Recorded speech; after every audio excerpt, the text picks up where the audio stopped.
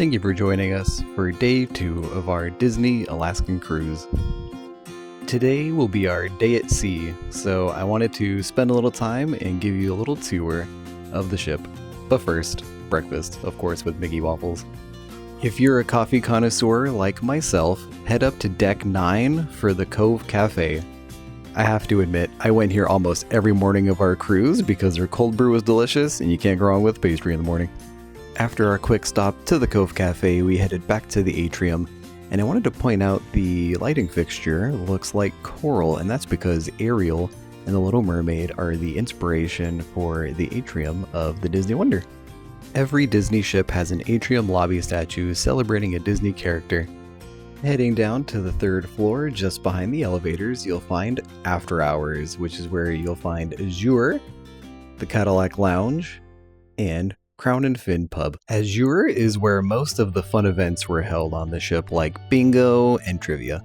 At the Cadillac Lounge, you can surround yourself in the glitz of classic Hollywood at this adults-only nightclub featuring live piano music nightly.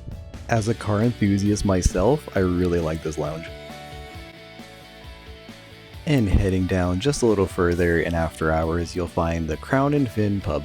As you probably guessed, this does resemble a classic British pub, and if you go around, you'll actually find little nods to Disney movies and rides and just a lot of history in here, so it's fun to go around and take a look at all the little knickknacks. Some trivia was also hosted here, and there's lots of TVs around, so if you wanted to catch a game, this is the place to go. Speaking of games, they also had some games that you could play just if you had some free time. Staying on the 3rd level, just outside Tiana's Place restaurant, is French Quarter Lounge.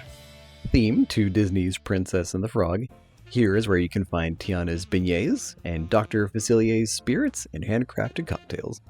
And of course, it wouldn't be Disney without a little Easter egg here and there. Heading up to the 5th level is the Oceaneer Club, where children can let their imagination soar as they interact with beloved Disney characters in multiple themed magical lands. While Toy Story may have been my favorite, they also had a Frozen themed area.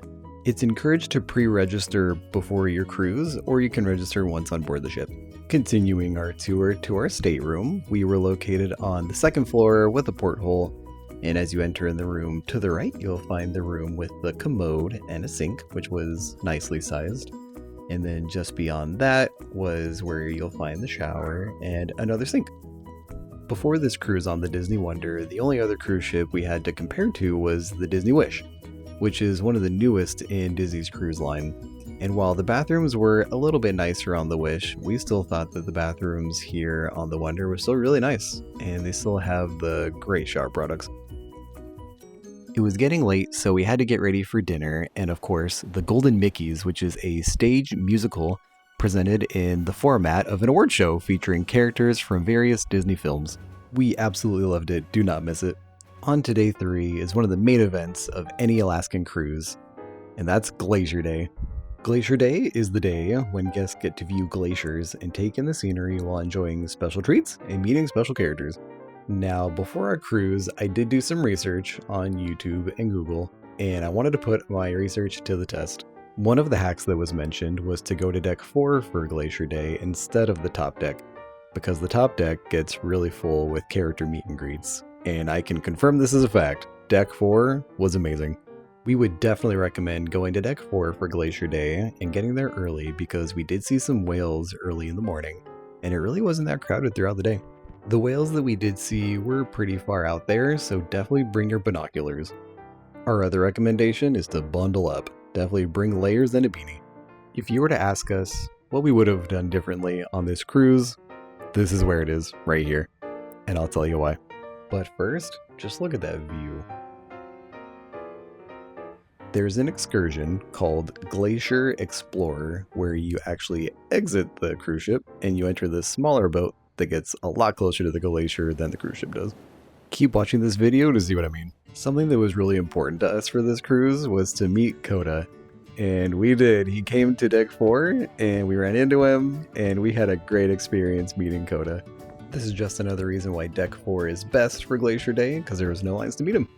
I think Madison and I both agreed that Glacier Day and just taking in the sights and the beauty of what was around us was one of the highlights of our trip. Pictures and film don't really do it justice. You really have to be there in person to realize the beauty of it all. Something we were not expecting on this cruise was the crew actually wrangled an iceberg from the side of the ship and brought it on board for people to see and touch. As you get closer to the glacier, the cruise ship can only get so close to where it's safe. And so this was the view from the closest we could get to the glacier. And as you can see down below are those boats that picked up the passengers for their glacier experience excursion, which is what I encourage others to do as well if you wish to get closer to that glacier.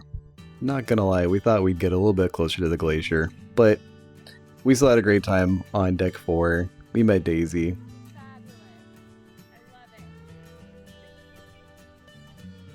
And don't forget about the main mouse himself.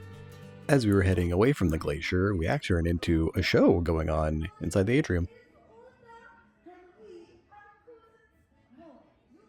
I also wanted to give a special shout out to Saoirse, one of the recreation hosts, who was absolutely fantastic throughout our entire trip, hosting bingo and trivia, and just made every event so much fun. It was starting to get late, so we headed back to our room to get ready for formal night tonight for dinner, and on our way to dinner, we actually ran into none other than Minnie Mouse herself. For dinner on day 3, we were hosted at Tiana's place, and I didn't film too much on this night because it wasn't Mardi Gras night. More to come on that. But we had a great time, and for dessert, Madison got the chocolate cake, and I got the banana pie, and I highly recommend it. It was delicious. And to end the night, I just wanted to say thank you so much for watching these videos, and I have a new one coming out next weekend, so stay tuned.